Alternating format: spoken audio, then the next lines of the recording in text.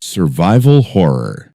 This is one of the most well-known forms of horror games, where the player must stay alive with very limited resources. You often have small amounts of ammo, health, and tools, which forces careful decisions rather than constant action. The style became popular through early titles that focused on escaping dangerous environments, often filled with monsters or infected enemies. It matters because it creates tension through vulnerability, making every choice feel important. Psychological horror. This type focuses more on the mind than on visible threats.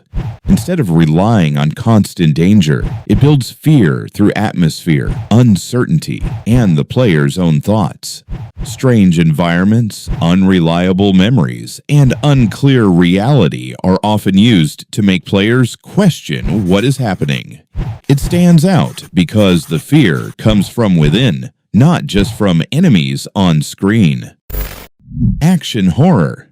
This style blends fast combat with horror themes, creating a more intense and direct experience. Players are usually given stronger weapons and are expected to fight rather than avoid threats. While the atmosphere still aims to be unsettling, the pacing is closer to action games. It became popular as developers tried to make horror more accessible to a wider audience. Stealth horror. This type centers on hiding and avoiding enemies instead of fighting them. The player is often defenseless or very weak, which makes staying unseen the main goal. Sound, light, and movement become important tools for survival.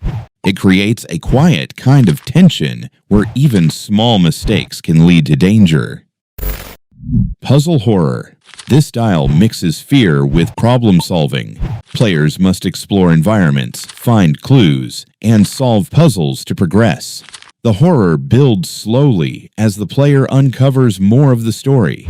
It is important because it slows down the experience, giving space for atmosphere and storytelling to take control. Narrative horror.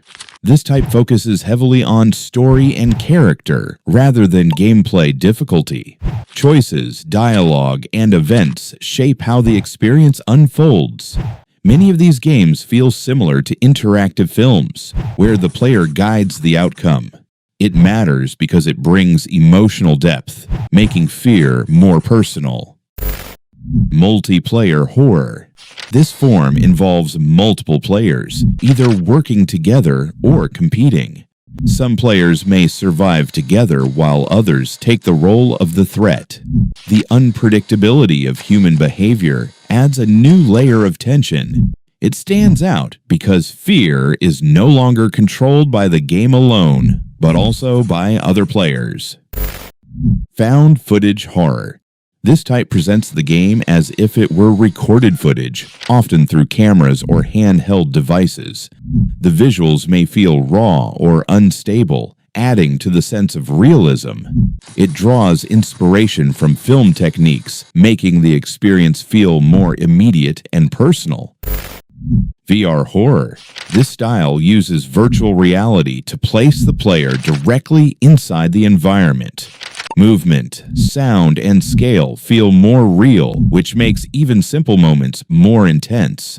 It matters because it removes distance between the player and the game, turning fear into something more physical. Indie experimental horror. This type often breaks traditional rules and explores unusual ideas. Developers use unique visuals, unexpected mechanics, or strange storytelling to create discomfort. These games are important because they push the genre forward, showing new ways to create fear beyond familiar patterns.